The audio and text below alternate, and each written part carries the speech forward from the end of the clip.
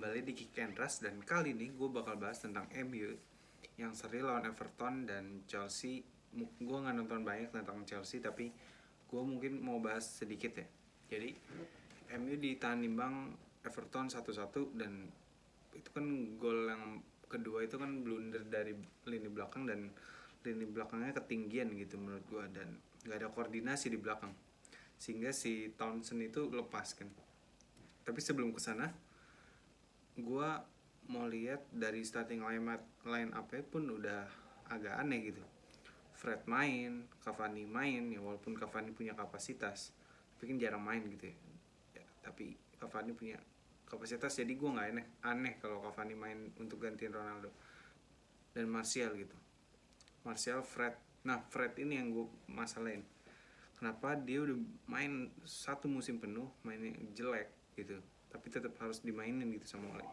Sementara Van de Beek yang mungkin walaupun dia dikasih kesempatan main jelek, cuman nggak adil gitu, nggak fair lah kalau lu Fred main jelek tapi nggak diganti, sementara Van de Beek yang ya, baru 5 kali dikasih main jelek, cuman lu udah judge dan lu main taruh di bench gitu, jadi nggak adil aja menurut gue.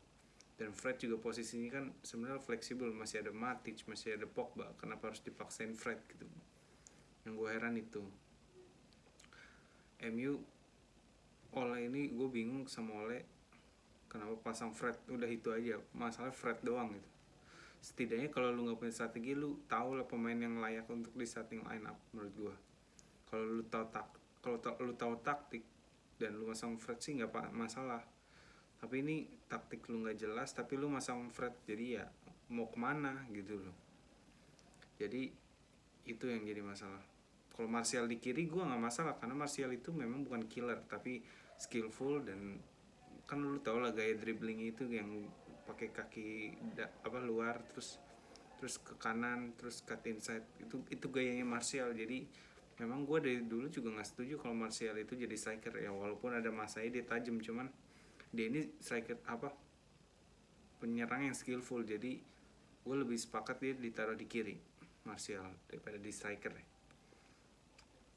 Sebenarnya di babak satu MU itu mainnya bagus, fluid ya, lebih lancar gitu, aliran bola lebih cepat, walaupun memang jarak pemainnya terlalu jauh, cuman minimal ada inisiatif untuk bermain cepat gitu, temponya cepat, sehingga dapat satu gol yang dari Bruno, yang Martial nggak di cover di kanan gitu ya. Gue bingung kenapa pemain Everton nggak cover itu, Martial kosong banget, bek kanannya kemana gitu. Jadi tapi ini adalah buah dari kerja keras dan tempo yang cepat. Jadi lu bisa mencetak gol sebanyak mungkin harusnya di babak pertama dengan permainan yang udah bagus di babak pertama. Tapi kan masalah ini yang nggak konsisten dan pattern pelatih juga nggak jelas. Di babak kedua akhirnya kan kebobolan tuh, yang gue ceritain, yang counter attack itu. Nah kan Ronaldo masuk, terus beberapa pemain masuk. Pogba itu baru masuk di menit 70 ya, apa di 60. Nah setelah 1-1 posisinya kan si Southampton siapa Everton itu lebih dorong ke belakang, jadi semakin lawan itu nggak keluar atau semakin lawan menumpuk di belakang, MU akan kesulitan. Jadi ya nggak wajar MU seri dan main gitu-gitu aja, dan hampir MU kalah dengan gol Everton ya. Untung offset, tapi offsetnya menurut gue ya itu udah 2 lawan 1 gitu, kiper lawan 2 pemain Everton, cuman ya kalau nggak malah di passing gitu.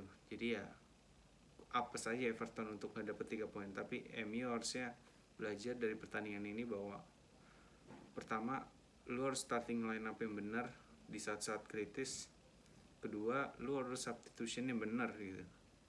Kalau lu nggak punya taktik yang bagus, minimal lu substitution dan starting line up lu benar gitu. Jadi ya mau kemana gitu sama Ole. Jadi permainan pattern gak jelas, substitution yang harusnya dilakukan malah nggak dilakukan. Jadi gue menyayangkan aja Ole kenapa begini gitu. Bahkan fans MU juga banyak yang udah putus asa sama Ole, walaupun menang di lawan Villarreal. Menurut gue cara menangnya itu gimana ya, cara kemenangan yang tidak selalu datang begitu saja, karena tipikal gol itu bukan set play yang udah dilatih gitu, karena itu mah karena insting aja menurut gue. Jadi ya, tapi ya gimana ya, tapi gue yakin MU masih masuk 4 besar, dan dengan kualitas pemainnya yang luar biasa, MU harus bisa 4 besar dan bisa bersaing dengan Chelsea dan City mungkin. Dan Chelsea gitu, gue mau bahas Chelsea sedikit. Dan Chelsea ngelawan Southampton memang selalu kesulitan dalam 5 laga terakhir. Kenapa? Karena Southampton ini berani bermain, karena pelatih Ralph Hasenhüttl yang berani bola pendek, kayak Jurgen Klopp lah, Hasenhüttl ini. Cuman memang karena kapasitas pemainnya jelek Southampton, jadi ya nggak kemana-mana. Tapi dengan permainan bola pendek yang bagus, Hasenhüttl ini pasti bisa selalu menyulitkan Chelsea, karena Chelsea juga bermainnya apa ya, belum mantep gitu, gimana ya jelasinnya. Dan memang penyakit dari Chelsea adalah ketika lawan tim yang berani bermain. Kalau timnya rada mundur kayak Aston Villa pasti menang Chelsea, lawan Wolves pasti menang Chelsea. Tapi lawan yang berani keluar gitu, seperti Brighton, seperti Southampton, seperti siapa lagi, Leicester, itu akan kesulitan gitu. Ya, terbukti ya dari itu. Sebenarnya kan gol pertama juga ada ini ya, konsep play gitu.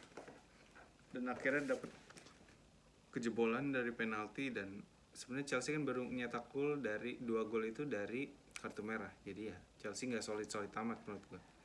Jadi sekian menurut gue, MU seri, Chelsea menang dramatis. Bukan dramatis sih, menang hoki menurut gue, karena ada kartu merah. Jadi sekian menurut gue, tetap saksikan Kick and Rush.